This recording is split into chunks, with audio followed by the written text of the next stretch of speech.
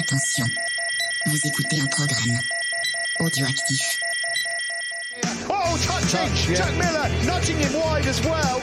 Contact! Miller and Mir! Side to side! They bash into each other! The checkered flag is out! It's Zarco versus Martin for second, but the race winner tonight! No questions about it! A stunner from Fabio Quartararo! Salut tout le monde, super heureux de vous retrouver pour un nouvel épisode de C'est qui en pôle. Aujourd'hui on se retrouve pour le numéro 191 et on va plonger ensemble dans le 8e Grand Prix de la saison, le GP d'Aragon, sur le circuit Motorland. Et pour m'accompagner aujourd'hui, je retrouve Thibaut et Steph. Salut les amis, comment ça va ? Salut, écoute, ça va très bien. Salut à tous, ça va très bien aussi. Bah formidable, écoutez, on va attaquer direct avec les news. On a pas mal d'infos MotoGP, mais on va commencer avec une petite info Moto2. En Moto2, donc les jours de Sergio Garcia qui serait compté, l'équipe QG Motor MSI voudrait se séparer de lui, et il pourrait être remplacé par Alexis Krieg ou Raume Mazia. Est-ce que vous avez vu cette info passer ? Qu'est-ce que vous en pensez ? Ouais, écoute, j'ai vu toute cette info là le lundi après la course, très surprenant, même si Garcia est perdu complet cette saison. Quand même, l'année dernière, on pensait à cette période de l'année qu'il allait passer en MotoGP, et là, il risque de se retrouver à pied. Ouais, c'est très compliqué pour lui. Stéphane, une petite remarque sur cette info. Logique au final. Cruel mais logique. Vu les résultats, c'est sûr que les teams des fois préfèrent miser sur d'autres chevaux que les chevaux dont on dispose. C'est ça. Enfin là, je sais pas si les chevaux sont meilleurs là. Non, c'est ça. On va passer au MotoGP du coup avec Jorge Martin qui a sorti un communiqué où il confirme qu'il a utilisé sa clause de performance contractuelle et qu'il ne continuera pas avec Aprilia au-delà de cette saison. Évidemment, à suivre de près la réaction de l'équipe. Aprilia, de son côté, qui a communiqué sur l'état de santé de Jorge. Justement, il a pu rouler au show Aprilia All Stars de la marque, aux côtés de Biaggi et Capirossi notamment. Le poignet de Jorge Martin est toujours en convalescence. Il a un retour attendu à la fin du mois, début juillet, donc fin juin, début juillet, et c'est Savadori qui le remplace toujours. Je vais enchaîner et puis on discutera peut-être des infos un peu en masse, parce qu'il y en a beaucoup. C'est Ogura aussi qui sera absent du coup du Grand Prix d'Aragon après sa fracture acquise en FP1 à Silverstone. Il sera pas remplacé, donc c'est vraiment compliqué pour la marque italienne en ce moment. Et comme on l'évoquait dans le dernier épisode, Miller a participé aux essais près 8 heures de Suzuka avec Yamaha, ainsi que Marini et Zarco pour la HRC. Alors l'Italien, il a malheureusement lourdement chuté et souffre de multiples et importantes blessures qui le contraignent à rester hospitalisé au Japon. Luxation de la hanche, fracture du sternum et de la clavicule gauche. Il a aussi un pneumothorax, des déchirures des ligaments au genou. Bref, il s'est vraiment beaucoup fait mal, le pauvre. Iker Lecuona est annoncé en remplacement pour les 8 heures de Suzuka avec Zarco et Takahashi, et pas de remplacement prévu au HRC pour l'Italien au GP d'Aragon du coup. Et Aleix, lui, il va emmener ses gosses au Pony Club apparemment. Enfin, Manuel Gonzalez, il a effectué des tests le lendemain du GP avec Aprilia, de bonnes performances pour l'Espagnol puisqu'il n'est qu'à 2 secondes de Bezzecchi qui bat le record de la piste et à moins d'un dixième de Lorenzo Savadori. Voilà, on voit que pour les news MotoGP, un petit mot sur la participation de Miller, Zarco et Marini aux 8 heures de Suzuka aux essais, en tout cas, et cette grosse blessure du coup pour Marini, malheureusement, qui était sur une bonne dynamique en plus pour le championnat. Ouais, au dernier épisode, on disait avec Ophélie, tant mieux, c'est bien d'aller faire les 8 heures de Suzuka, les essais, tant qu'on ne se blessait pas. Bon, pour Marini, le pauvre, surtout, comme tu dis, il a vraiment pris cher. C'est pas juste une clavicule, quoi. Donc là, on sait pas trop quand il va revenir. Oui, c'est dommage, parce que comme tu dis, en plus, il était bien. Il revenait bien. Ouais, le truc le moins grave dans le lot, c'est la luxation de la hanche. C'est quand même une grosse blessure. On peut dire que Honda, il faut qu'il trouve vraiment un deuxième pilote, parce que je pense que vu ses blessures, je suis pas sûr qu'il revienne quand même d'ici la fin de l'année, ou vraiment très tard. Ouais, parce qu'il a quand même des gros trucs, tu vois, s'il a le ligament du genou, on sait qu'un genou, c'est quand même, il faut 8 mois pour s'en remettre. Ouais. Après, ils s'en servent peut-être un peu moins qu'en foot, mais quand même. Mais quand même, je pense que c'est quand même assez grave, donc peut-être que pour Honda, il faut déjà qu'il trouve quand même quelqu'un pour le remplacer, quoi. Alors, c'est clair. Compliqué. Et puis en d'hiver, on avait noté Toprak Razgatlioglu qui sera en MotoGP en 2026 avec Yamaha Pramac, qui a un contrat de 2 ans. Alors, on n'a pas d'annonce officielle, mais la rumeur, elle semble vraie, ce qui ne veut rien dire. Alors, les discussions sont confirmées, ils ont pas démenti qu'ils étaient en discussion. D'ailleurs, BMW est assez colère parce qu'ils perdraient leur pilote phare en mondial. Ah bah, tu m'étonnes. Ouais. Et moi, j'aimerais bien quand même voir du coup le transfert Superbike MotoGP, voir si un mec comme Toprak, voilà, avec une moto, on sait ce qu'elle est, mais voilà, ce qu'il serait capable de faire par rapport aux autres pilotes Yamaha, au moins. Ouais, là, je pense que c'est quasiment officiel, hein. Tout le monde annonce que ça devrait être signé au Mugello. Ouais. Donc oui, on peut annoncer déjà que Razia Klioglu sera en MotoGP l'an prochain. Et comme tu dis, c'est vraiment intéressant. Ouais, c'est vraiment super intéressant. Je suis d'accord. Et du coup, la question subsidiaire, c'est pour remplacer qui? Est-ce que ce sera Miller? Est-ce que ce sera Oliveira Orins, qui fait pas grand-chose malheureusement ce début de saison? Parce que le moins cher, c'est pas virer les pilotes qui ont des contrats, donc ça serait Miller pour moi qui en ferait les frais. Ouais. Mais après, t'as toujours les rumeurs de Bagnaia qui irait chez Yamaha, du coup, chez Yamaha. Ouais, alors ça, j'y crois pas. Il faudrait virer un mec et donc bon. Mais, en tout cas, Bagnaia, il restera où il sera, ouais. Ouais, d'accord. Je pense que Miller, pour l'instant, je vois mal Bagnaia changer d'écurie quand même. Mais bon. Et du coup, comme tu disais, ça sera annoncé dès le prochain GP Mugello en principe, sauf grosse surprise du coup. On passe au week-end de course, si vous le voulez bien, avec des infos importantes en Moto3. Vicente Pérez qui est toujours chez MTA Level Up à la place de Bertele. Il devra effectuer un long lap à la suite d'une manœuvre dangereuse en essai. C'est le retour de Marcos Uriarte et puis Adrian Fernandez qui est forfait pour la deuxième course de suite. Il s'est cette fois fracturé au pouce droit lors d'une chute en Q2. Petite private joke pour un pote qui nous écoute. Voilà, c'est pas le seul à se fracturer les pouces. Il comprendra. En qualif passe la Q1 qui laisse Yamanaka, Furusato, Perez. Et en Q2, c'est Rueda qui claque la pole, suivi par Luneta qui laisse, puis Carpe, Furusato, Rolston en deuxième ligne. Résultat en course, c'est Munoz qui remporte cette course Moto3, suivi par Quiles et Carpe qui complètent le podium. Luneta est 5ème, Picara 6, Furusato 11, et Ricardo Rossi 18. Voilà. Et puis à noter la chute de Rolston et Nepa. Au classement général, ça donne Rueda toujours en tête avec 149 points, Picaras est deuxième avec 97 points et Kelso complète le podium provisoire avec 86 points. Première victoire de Munoz enfin après 10 podiums et son premier c'était en 2022 le premier podium de Munoz. Je pense qu'on s'en souvient encore tous pour ceux qui suivent le Moto3, c'était assez incroyable, c'était dès son deuxième GP en mondial, donc c'était et elle arrive tard au final cette victoire, si on peut le dire ainsi. Qu'est-ce que vous en avez pensé de notre cher ami Munoz? Enfin, il gagne une course et enfin il ne fait pas une grosse connerie pendant la fin de course. Ouais, c'est quand même cette saison, il n'a pas terminé beaucoup. Il est toujours par terre et surtout il fait toujours chuter les autres.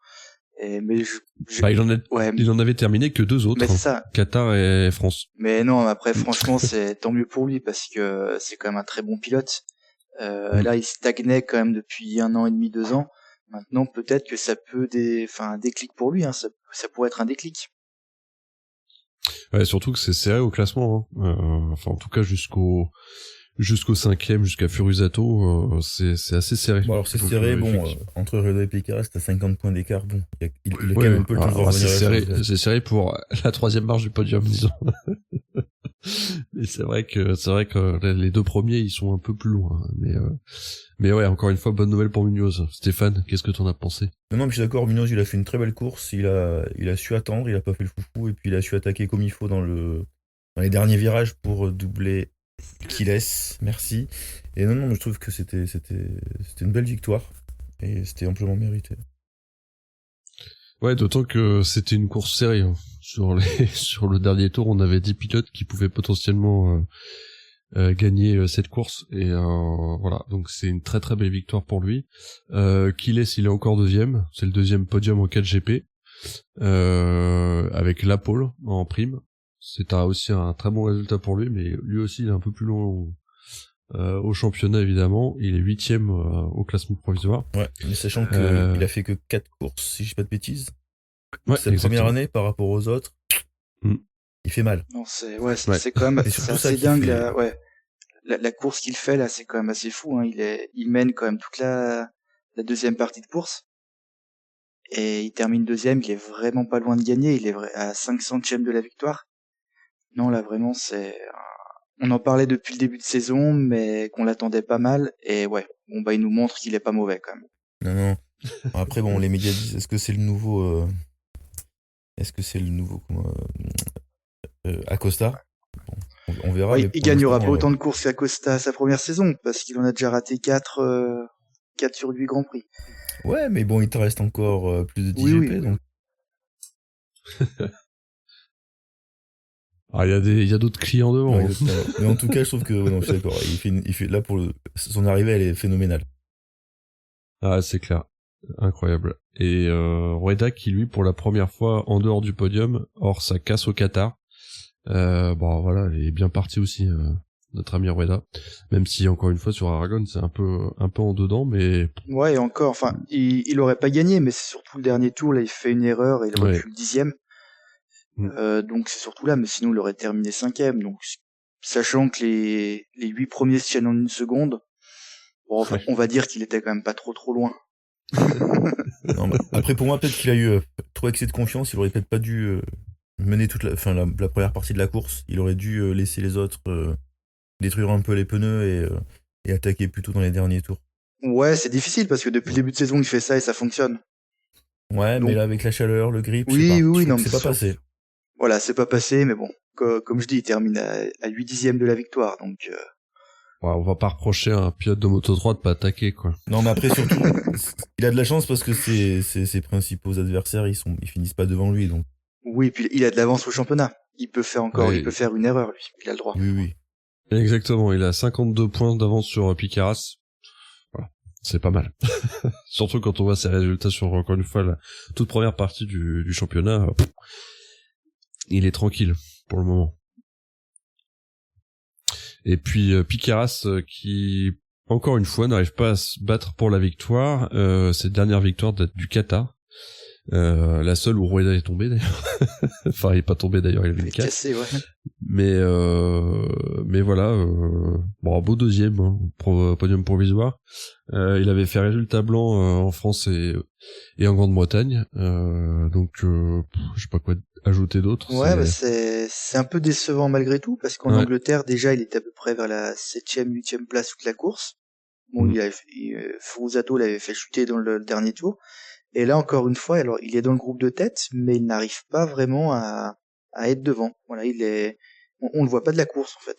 Mais alors, c'est vrai, bon, il marque toujours des points, mais pour un pilote qu'on voyait un peu favori en début de saison, c'est un peu décevant malgré tout. Steph, tu voulais ajouter quelque chose sur Piqueras? Non. D'accord, bah passons au Moto 2 alors si je vous embête. Alors, je plaisante, mais du coup pour le Moto 2, on a Veger qui est absent et remplacé par Daniel Munoz, et puis Mario Agi encore forfait remplacé par le Thaïlandais Nakarin Atirat Puvapat. C'est pas facile à prononcer. Tu t'en es bien sorti. Ils sont relous. En qualif, Lopez, Guevara, Arbolino et Salach passent en Q2. Vietti est encore 19e comme à Silverstone. Et puis c'est Morera qui claque la pole, suivi par Baltus, Anju, 3e sur la première ligne, puis Canet, Olgado, Alonso sur la 2e ligne. Gonzalez partira 18e après une chute en début de 2e séance. Et vient un bon moment où c'est la victoire de Denis Anju pour 3 millièmes devant Diogo Moreira, un dernier tour assez incroyable, on va évidemment en reparler.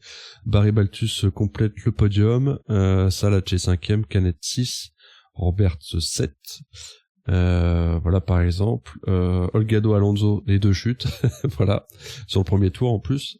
On va évidemment en reparler aussi de Saïd aussi, et puis Binder et Sasaki aussi ont chuté respectivement au 14e et 6e tour. Au classement, ça donne Gonzalez toujours en tête avec 118 points. Canet est 2e du classement provisoire mais avec le même nombre de points, 118, et Morera complète le podium provisoire. Baltus est 4e, Anju est remonté à la 7e place avec cette très belle victoire. Donc première victoire de Denis Anju en Moto 2, enfin pour 3 millièmes, une victoire bien mérité, parce que le dernier tour est assez incroyable. Le duel entre les deux et entre Gonzalez Et entre Morera, et Anjou est assez incroyable. Ouais, une course assez folle. Vraiment une super course. Content pour Honshu. Ça aurait été Morera, j'aurais été content aussi, parce que lui aussi, il fait vraiment des belles courses. Mais c'est vrai, donc Honshu, ce week-end, il était meilleur, hein, meilleur que les autres. Et puis oui, ce dernier tour, là, ce dernier virage, honnêtement, la dernière ligne droite, je me dis, ouais, non, il est trop loin, ça passera pas, ça le fera C'est clair, pas. ouais, tout le monde se dit ça. Et là, il prend une trajectoire différente, tu dis, ouais. Et sur la ligne, tu sais pas trop, Ouais. et au final, c'est lui. Ouais, c'est à profiter de l'aspi sur juste la sortie du virage, là, c'est incroyable. Mais oui, ça se joue à quelques centimètres. Ouais, de ouf. Stéphane, un petit mot pour mon chouchou. Bah pareil, on dit enfin parce que depuis le temps qu'on parle de Honshu, qu'on le suit un petit peu, j'allais dire c'est bien parce qu'il se lance un peu dans le Moto 2. Donc c'est bien, et puis en plus avec la manière sur cette course, donc je suis assez content pour lui. Maintenant il faut que sur les prochains Grands Prix, il confirme qu'il a le potentiel pour jouer aux avant-postes. Ouais, c'est un peu son problème jusqu'à présent. Parce que là, je regarde régulier. le classement, il a déjà fait une fois deuxième, une fois cinquième, une victoire, 3 résultats blancs, une fois 14e, une fois 12e. Ouais. Ouais, c'est pas très régulier, disons. Mais ça peut peut-être déclencher quelque chose. C'est clair que les week-ends de Grande-Bretagne et en France étaient très compliqués pour lui, clairement. Et on pensait que sa deuxième place au Qatar allait déclencher quelque chose. C'est pas encore vérifié, mais voilà. Mais ça peut arriver. J'espère que celle-ci, ouais, c'est clair, ça peut arriver. Morera, lui, confirme avec un deuxième podium. Depuis quelques courses, on a Balthus et Agus qui sont très souvent dans le top 5. Voilà, à suivre aussi, évidemment. Ouais, c'est super intéressant de voir un peu des nouveaux pilotes qu'on n'attendait pas spécialement, qui peuvent gagner, qui peuvent faire des podiums. En plus, j'ai envie de dire, ce qui est bien, ce ne sont pas des Espagnols, parce qu'on a quand même souvent... j'ai rien contre les Espagnols, mais bon, on a des toujours... Italiens. Oui, voilà, on a toujours un peu les mêmes genres de nationalités. Là, on a un Brésilien, un Belge, un Australien, un Turc, et je trouve ça sympa. Comme ça, chaque pays peut avoir son pilote et soutenir son pilote, parce que après, souvent, on se dit bon, un Espagnol de plus qui gagne, et là, ouais, je trouve ça sympa. Balthus, on a l'impression qu'il monte assez en puissance, alors sauf son résultat blanc il y a 15 jours Ouais. en Grande-Bretagne, mais Espagne-France, il fait un très bon résultat, il fait deuxième. C'est intéressant, vraiment intéressant pour lui. Aujourd'hui, Balthus, c'est top 5, à peu près. Il est qu'à 30 points du leader, donc tu sais, c'est dans l'absolu, c'est rien. Ah non, c'est clair. Ouais, à 4 points à un seul point de Morera. Ouais. Et non, c'est clair, hein, ça... Lui aussi, il a passé un cap. En fait, c'est comme Morera, vraiment, l'année dernière, Balthus, il avait fait un podium lors de la première course au Qatar. On s'était dit, waouh, peut-être que il va se battre régulièrement devant. Et en fait, on l'avait jamais vraiment revu. Et là, cette fois, il a vraiment passé un cap. Et c'est un pilote aujourd'hui, au début de week-end. Ouais, on sait qu'on doit compter sur lui. Et c'est un peu la même chose avec Agius, un peu comme Morera. Et ces 3 pilotes-là, vraiment, ils ont passé un cap. Et je trouve ça cool. Ouais, clairement. Parlons évidemment de cette chute fratricide entre Holgado et Alonso au premier tour. Évidemment, on se dit que jamais ça va passer, et c'est pas passé. Ah,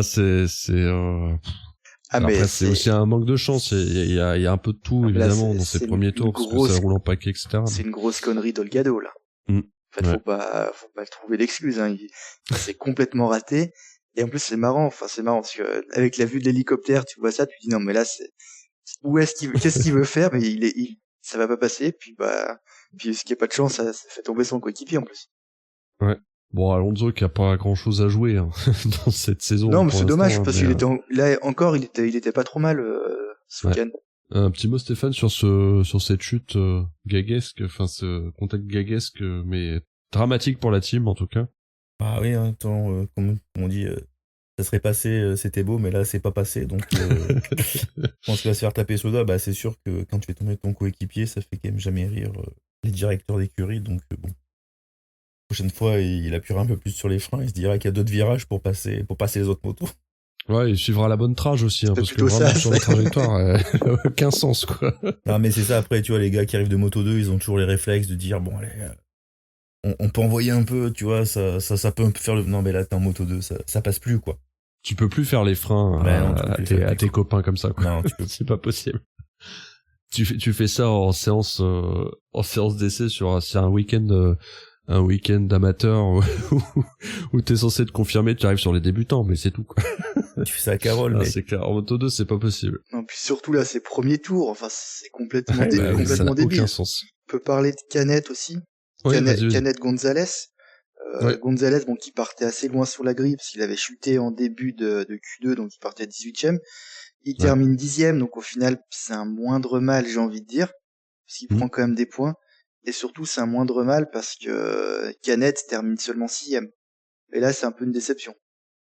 Canet, qu'on voyait quand même, qui partait en première ligne, enfin, il avait tout pour, il partait 4ème, il avait tout quand même pour gagner et puis faire un peu un écart au championnat sur Gonzalez.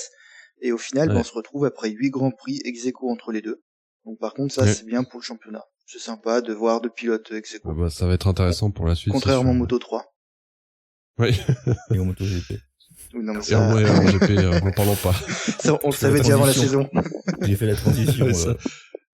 Très belle transition, effectivement. Merci, Steph. Avec en info importante en MotoGP, juste avant de parler du Grand Prix, la wildcard d'Augusto Fernandez pour Yamaha sur ce GP d'Aragon, qui va faire un résultat pas complètement ridicule au final, hein, parce qu'il y en aura plein derrière lui. Morbidelli blessé, fracture au pied à Silverstone, est bien présent. Les deux Fabio passent en Q2, Rins et Oliveira sont 14, 15 et 16, Bezeki 20ème sur 21, et en Q2 c'est Marc qui claque la pole devant Alex, encore on allait dire, et Morbidelli, puis Bagnaia est sur la quatrième marche, à la quatrième place pour cette qualif, suivi par Acosta et Minder, Vinales est 8ème, Quartaro 9, et Zarco se qualifie 12ème. Sur la course sprint, doublé des frères Marquez avec Marc en tête, Aldeguer complète le podium, son premier podium pour lui en MotoGP, sprint incluse. Morbidelli est au pied du podium avec la quatrième place, Acosta 5. Fernandez a chuté, Mir aussi, bon ça c'est pas très étonnant pour Mir. Quartaro fait 11 et Zarco 16. En course, on prend les mêmes et on recommence sur les deux premières places du podium avec Marc Marquez qui remporte la course, suivi par son frère Alex. Bagnaia fait un très beau podium, on va évidemment en reparler. Acosta 4ème, Morbidelli 5ème. Mir n'a pas chuté, il fait une très belle 7ème place, à noter aussi. Et puis Quartaro et Zarco sont tous les deux tombés respectivement au 11e et 15e tour, et puis Brad Binder est tombé aussi.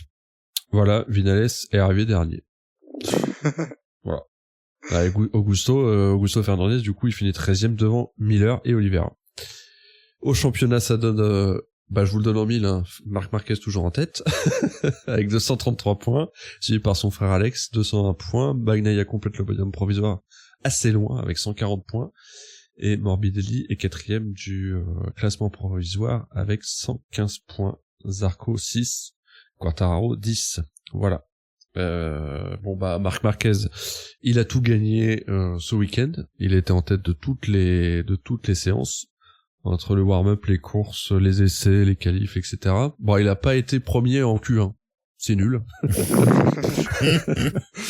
Mais voilà, week-end complet pour Marc Marquez.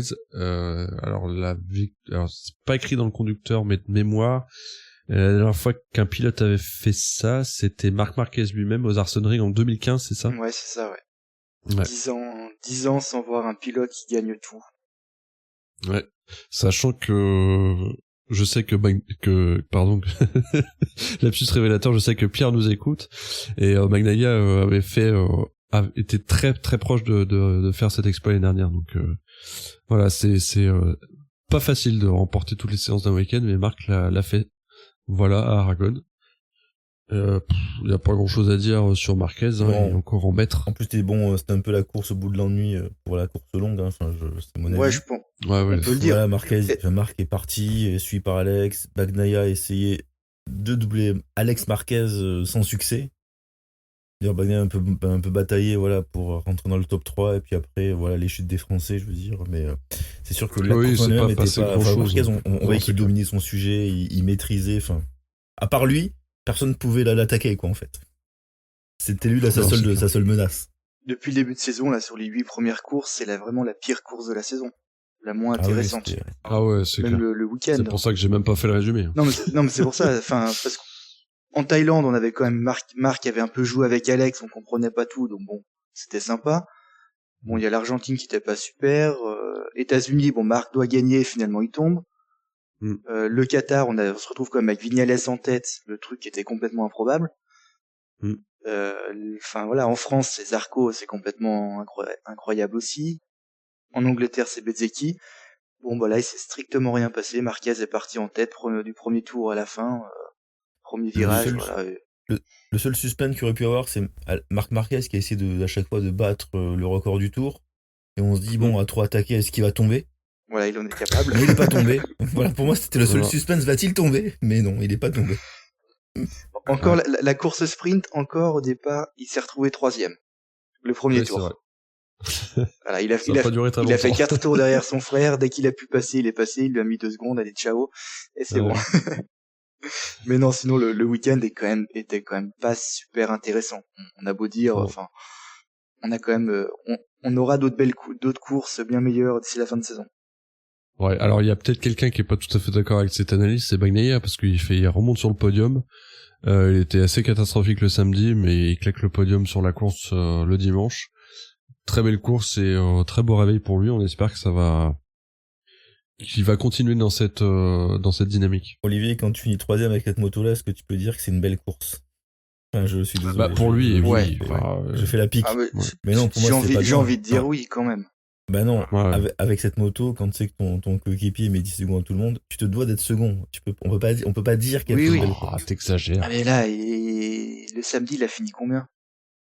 Bah oui, mais il fait un mauvais week-end. Il finit, troisième, c'est un mauvais 3. Il finit 12. Un mauvais top 3. Quoi. Le samedi, en 11 tours, il se prend 14 secondes. Et franchement, moi, alors, il y a 2 semaines, là, après le Grand Prix de Silverstone, j'avais dit que je voyais Bagnaia 3e. Mais franchement, le dimanche à 13h59, je me disais, ouais, bah, s'il termine la course, ça serait déjà bien. Hein. Ouais, s'il fait top 10, moi mais je dis top 10, là, ce serait pas un mauvais résultat, quoi. Son début de week-end était quand même, très moyen.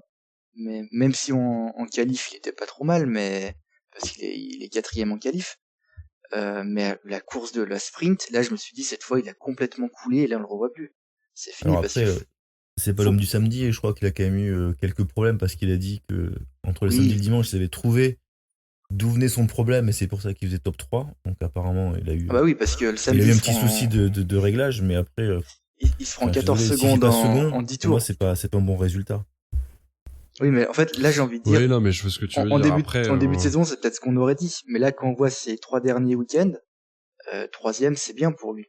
Parce que en France, il finit par terre les 2 courses. En Angleterre, il finit par terre les 2 courses. Et donc là, le samedi, alors il est pas par terre, mais il est quand même, il a failli se faire battre par Jack Miller. Il se fait battre par Raúl Fernandez, que pour ça, là c'est pour dire quand même que ça allait très très mal. Raúl Fernandez a terminé devant lui. Et non, donc le dimanche ça va, il s'est quand même bien rattrapé. Et j'ai envie de dire tant mieux pour lui, parce que là ça aurait fait très très très mal à la tête s'il avait encore terminé 13e. Bah, je pense qu'il doit avoir mal à la tête parce qu'il doit se dire comment je peux faire pour passer Alex Marquez quand même. Oui.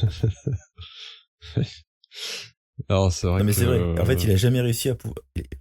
Il a une fois j'ai plus le Grand Prix en tête, mais une fois il a eu une bagarre avec Alex Marquez, mais sinon il a jamais réussi à vraiment. Non, il a jamais réussi à avoir plus de rythme que Alex, non, c'est clair. Ouais, mais bon, là c'est depuis quelques courses, c'est pas battre Alex Marquez qui est toujours 2e, c'est battre des pilotes Honda, se battre lui-même, battre des Yamaha, des KTM. Il arrivait même pas à terminer devant une Honda ou une Aprilia, donc non, c'est quand même mieux de. Là, au moins, bon, il se fait battre par une GP24. Tu peux dire que la GP24 est meilleure que la GP25 et allez, on peut lui trouver un peu une petite excuse. Alors, elle est pas meilleure, c'est qu'il y en a qui savent mieux l'utiliser que d'autres. C'est pas pareil. Mais tu vois, Mais, de toute façon, t'en as qu'un qui sait bien s'en servir, parce que même Di Giannantonio, ça veut dire que la moto a du pas... potentiel, tu vois, et il est quand même à Oui. 60 points d'Alex Marquez, et c'est énorme. Ah bah oui, Tu vois, mais ça, on est t'étais d'accord. quand même dans le team usine et t'es 3ème avec cette moto-là, quoi. Ah mais il Non, a 41 c'est- points d'avance sur Di Giannantonio avec la même moto. C'est pas faux. C'est vrai, dur c'est quand même. vrai. Si en Désolé. début de saison, on s'était dit, au bout d'un tiers du championnat, on dirait que non, mais Bagnaia, c'est pas trop mal, il est devant Di Giannantonio. c'est clair. Ouais, Et devant c'est pas Morbi, hein. faux. Mais il suffit pas grand-chose pour qu'il se fasse doubler par Morbidelli, hein. Parce que ils sont presque au coup d'accueil. Bah, en tout cas, Grésini, c'est encore un bon résultat, évidemment. Du coup, on a Alex Marquez qui fait 2, Aldeguer qui fait 6 sur la course, et Aldeguer qui fait, ils font 2 et 3 sur la course au sprint. Un petit mot sur Aldeguer d'ailleurs, parce que voilà, premier podium en sprint pour lui. Un week-end vraiment intéressant pour le rookie, parce que beaucoup de maturité au final. Enfin, on Bah, voit c'est- qu'il... C'est un peu comme depuis quelques courses. Alors bon, Ouais, oui, c'est clair. en Angleterre, il avait chuté et tout ça, mais quand on voit en France, il fait quand même podium. Ouais. Au Qatar aussi, il avait été vraiment bien. En fait, bon, alors oui, il fait des erreurs, mais ça me fait penser un peu comme Acosta l'an dernier. Il fait pas mal d'erreurs, mais quand il termine la course, eh ben, il joue devant, en fait. Non, c'est clair. Et là, c'est vrai que la course avec Morbidelli, les derniers tours, c'était quand même Ouais, c'est chaud, très hein. très chaud. Et là, je me disais, les deux, ils vont finir par terre dans la ligne droite, à se toucher, enfin, coller l'un à l'autre. Ça a failli quand même très mal finir. Donc, tant mieux pour eux. Bon, les deux terminent, mais Morbidelli, tu sentais qu'il voulait vraiment pas se faire battre par le gamin. Non, c'est clair. Il était prêt à chuter, il était prêt à mettre par terre Aldeguer et à chuter aussi, mais il voulait pas terminer derrière. Non, mais je suis d'accord, une très belle bagarre, ils ont été à peu près assez intelligents, mais j'ai pas trop aimé le geste de Morbidelli qui met un pseudo coup de pied à Aldeguer pour pas le laisser passer. Bon, Ouais. il a perdu il a le pied qui a glissé, c'est pour ça. Ouais. Ok, alors, bon, Il prend exemple alors j'ai sur rien le dit. patron. Ah, la Ducati perd de J'ai trouvé l'huile. ça moyen, quoi, en non. fait. Tu vois, la bagarre méritait pas ça. Tu vas dire qu'il y avait de l'huile de la Ducati qui s'est retrouvée sur le repose-pied? Moi, j'y crois pas une seconde. Non, mais je suis d'accord avec toi. Je suis d'accord avec toi. Je trouve Ouais. que c'est très moyen. Tu sentais que Aldeguer était quand même assez propre. Et Morbidelli, tu sentais il voulait vraiment le passer, le doubler. Et dès qu'il était à côté, ouais, c'était plus que chaud. Un petit mot sur la VR46, donc qui est pas mal du coup avec Morbi, hein, qui confirme encore hein, qu'il est qui est pas tout à fait devant, mais en tout cas dans une très bonne dynamique encore. Et c'est vraiment intéressant pour lui. Voilà. Il est 4e du championnat, mais c'est Ouais. le 4e homme du championnat en fait. Enfin, le classement va c'est bien clair. avec ce qu'on voit depuis le début de saison. Parce qu'il c'est est, clair. par rapport à Di Giannantonio, bon, au final, il a 16 points d'avance au championnat, mais je trouve quand même qu'il est bien meilleur que Di Giannantonio. Di Giannantonio Ouais. qui est quand même assez irrégulier. Que Morbidelli, bon, on le voit quand même très régulièrement dans le top 5. Ouais, on sait que maintenant, à chaque course, il peut faire podium. Ouais, bon, sauf en France, bon, il pleuvait, Oui, bon. et sauf en Espagne. Mais sinon, en dehors de ces grands prix, ouais, il était clairement, il est très régulier. Et ça fait vraiment plaisir à voir. On le dira jamais assez. Passons à Honda. Ou vous voulez dire quelque chose Ouais, non, sur on peut passer à Honda. encore sur la VR? Ouais, passons à Honda. Allons-y. Avec donc Mir et Zarco qui sont encore en Q2 directement. Intéressant. Par contre, Zarco du coup beaucoup plus compliqué ce week-end hein, sur la sprint et la course. 2 chutes. Non, pardon, pas 2 chutes. En sprint, il fait 16e. Mais donc voilà, un peu plus dans le dur là-dessus. Bon, faut dire qu'il nous avait habitués à beaucoup depuis le Grand Prix de France. Hein. Donc là, on est évidemment déçus. En revanche, Mir, il est pas tombé et il fait 7e en course. Il tombe le samedi, Mir. Ouais, il est tombé samedi, mais Enfin, dimanche, il est pas tombé. Miller le fait Et quand chuter, il on tombe va pas, il dire. fait 7. Oui. Parce que bon, là, pour une fois, c'est pas de sa faute. Ah, c'est vrai qu'il est un peu poussé, quoi. Mais enfin, moi, je trouve que, enfin, la Honda sera pas encore au niveau des Ducati, évidemment, mais je trouve que le résultat de Mir, il est très encourageant. Enfin, Vers 7, ouais, clairement. Non, mais Mir fait une belle course. Et j'ai envie de dire, tant mieux pour lui. Il ne chute pas, parce que souvent, depuis le début de saison, comme il est à peu près vers la 7e, 10e place, entre la 7 et 8e, 10e place. Mais il finit par terre, donc au final, au championnat, t'as l'impression qu'il est nulle part. Il est très loin. C'est un peu vrai. Mais sinon, il est en chrono, que ce soit pendant les courses ou pendant les essais, il est jamais non plus trop loin d'un Zarco. Alors oui, Zarco est meilleur, c'est clair. mais Mir, il est pas non plus catastrophique comme on pouvait le voir l'an dernier. Donc là, enfin, j'ai envie de dire, il termine une course et assez bien. Il termine pas très loin d'un Aldeguer. Ouais. Enfin, des Ducati, il termine devant Di Gianantonio. Donc ouais, c'est quand même bien pour lui, pour la confiance et tout, c'est bien. Clair. Et puis j'ai envie de dire, la Zarco, c'est week-end difficile. Et en fait, c'est vrai, il nous a habitué les 2 dernières courses à jouer devant.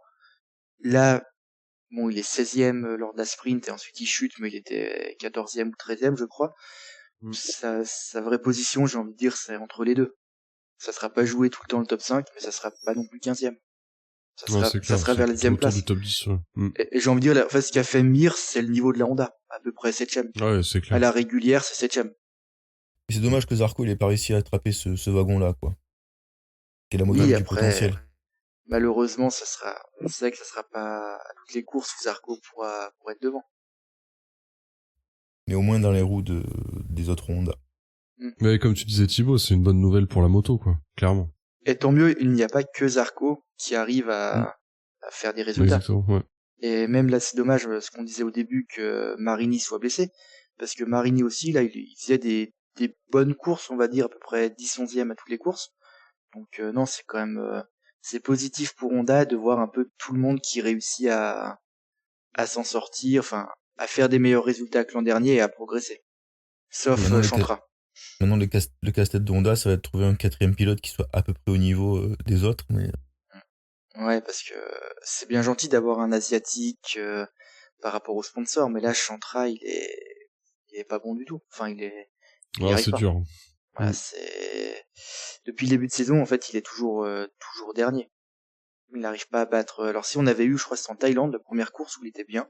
Enfin, il était bien. Il se battait avec d'autres pilotes, mais depuis, il était pas ridicule, quoi. Mais depuis, il est toujours dernier. Ouais, compliqué pour Chantra, effectivement. Passons à l'autre écurie japonaise, Yamaha. Week-end difficile aussi pour eux. Comme assez souvent dans ces cas-là, on a eu un Fabio qui était très négatif dès le vendredi sur les performances de sa moto, et puis enfin on a Miller et Oliveira qui finissent dernière Fernandez en course. Donc voilà, très compliqué pour Yamaha ce week-end. On avait l'impression que c'était un peu mieux le dernier GP, mais c'est pas confirmé, quoi. Ouais, on sait que c'est leur pire circuit quasiment de la saison. Ouais, c'est vrai. Mais là, oui, ça a été difficile, même si Quartararo se qualifie en Q2. Maintenant, comme tout le temps, dès que Quartararo il part pas dans les 2 premières lignes, il faut pas oublier, il avait fait 3 pôles de suite, donc ce qui aidait quand même bien pour les départs. Ouais. Et en fait, là, dès qu'il est un peu dans des groupes, il recule. Et le début de la course sprint était bien.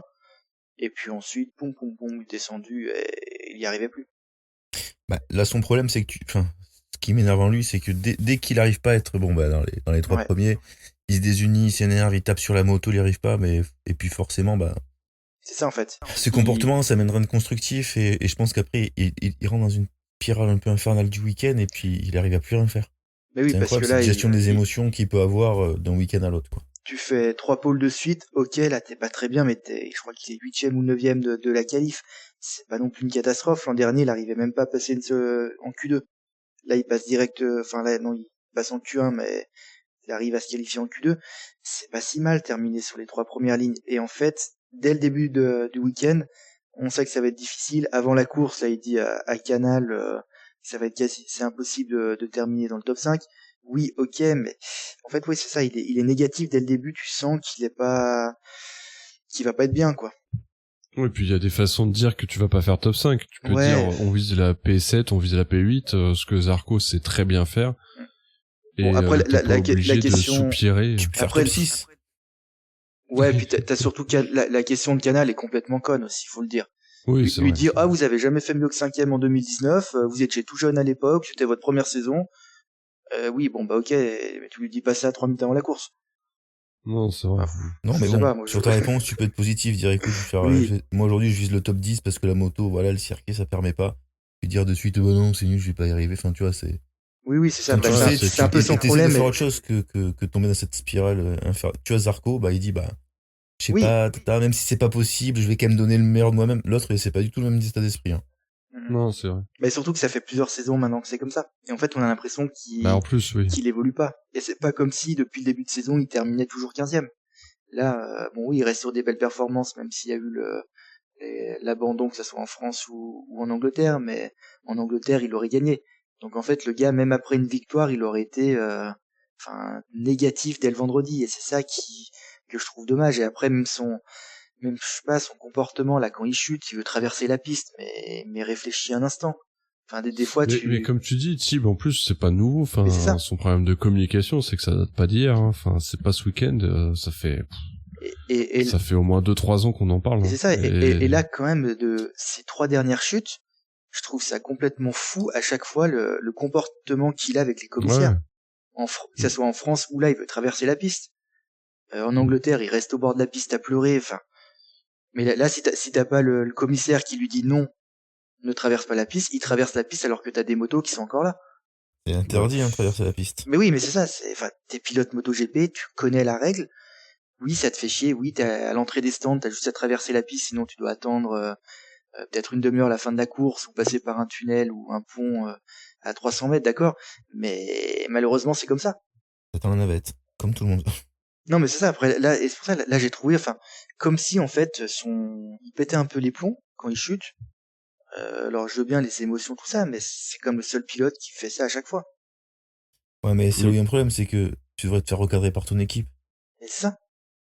Et toi, là, au Grand Prix de France, il avait été pénalisé. Je sais pas, là, ouais, c'est des fois un peu comme si les fils se touchaient.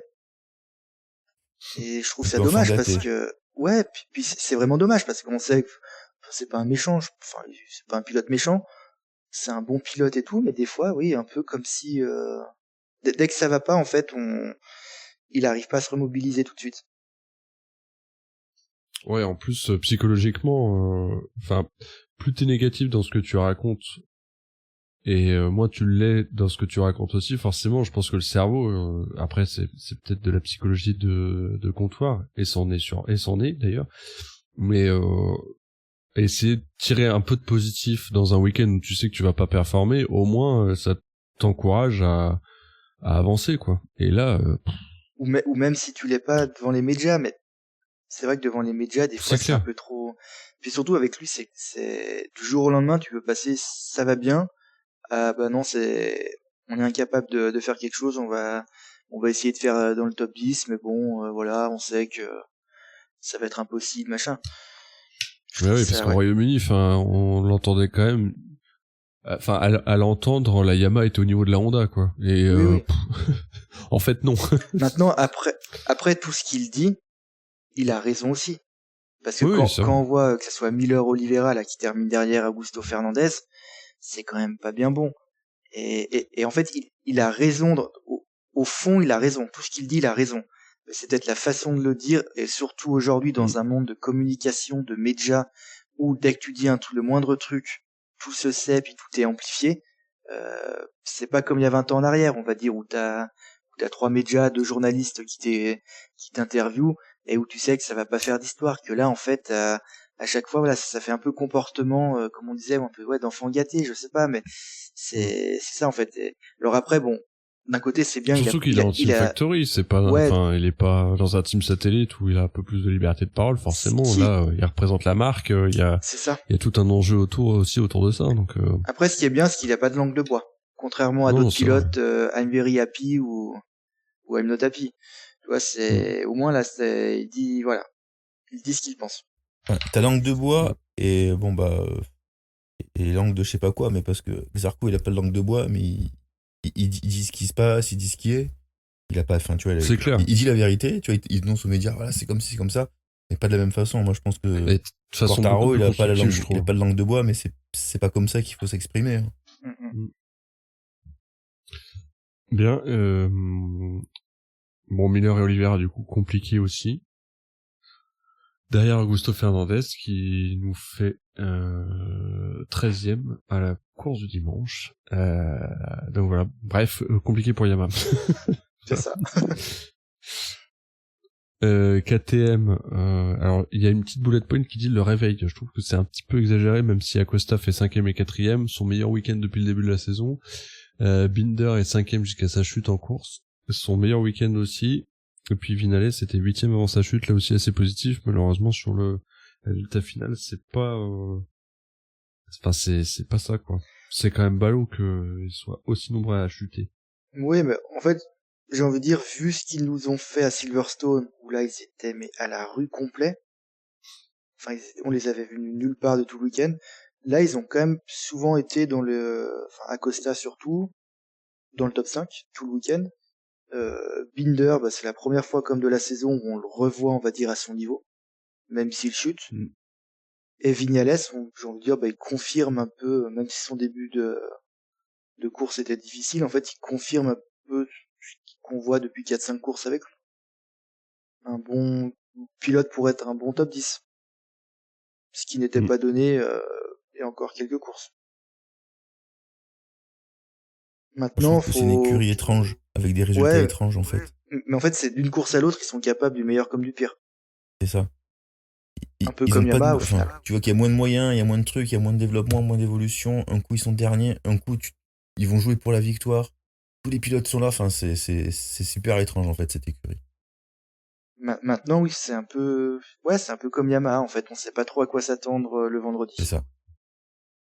Mais après faudra voir les prochaines courses. Là on va arriver au Mugello, qui est quand même un circuit aussi avec une grande ligne droite, tout ça. Là on a vu que en puissance, en vitesse de pointe, la KTM était pas mal du tout.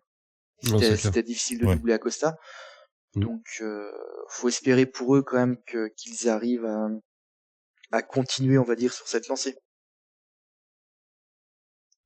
Ouais.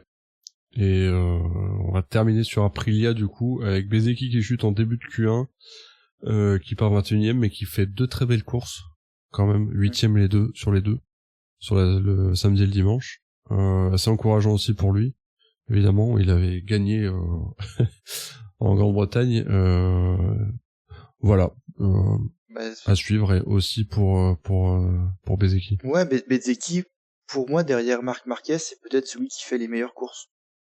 Parce que quand même, tu pars avant-dernier en MotoGP. Ouais. Enfin, même dernier, il était dernier. Tu pars dernier en MotoGP, honnêtement, terminer 8e. C'est rare, à part, un Marc Marquez, il en est capable.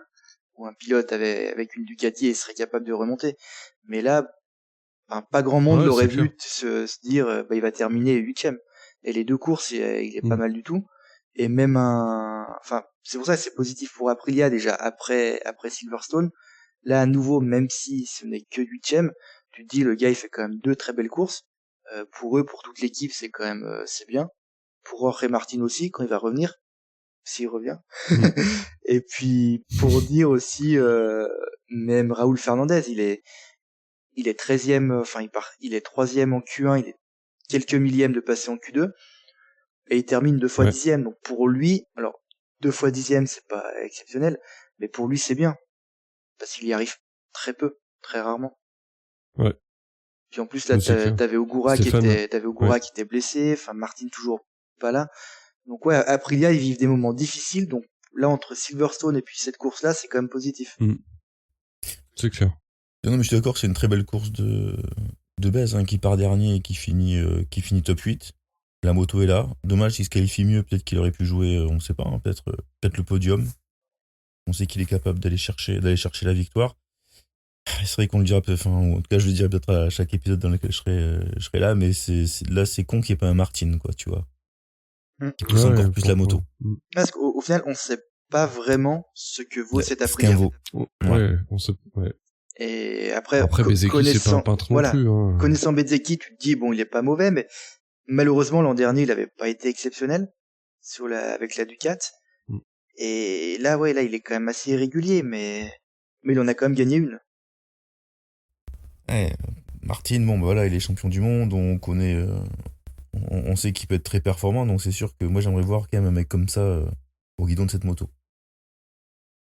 Bah, ce sera pas pour le Mugello en tout cas. Non, ça sera peut-être jamais, mais bon, c'est comme ça. Bah écoutez, merci les amis. C'est tout pour nous pour aujourd'hui. On se retrouve du coup dans 15 jours du 20 au 22 juin pour le GP d'Italie sur le magnifique circuit du Mugello. D'ici là, bah, vous pouvez nous retrouver sur tous les réseaux, Discord, X, etc. C'était un plaisir. À très bientôt. Salut à tous. À plus, salut. Ciao. Ciao.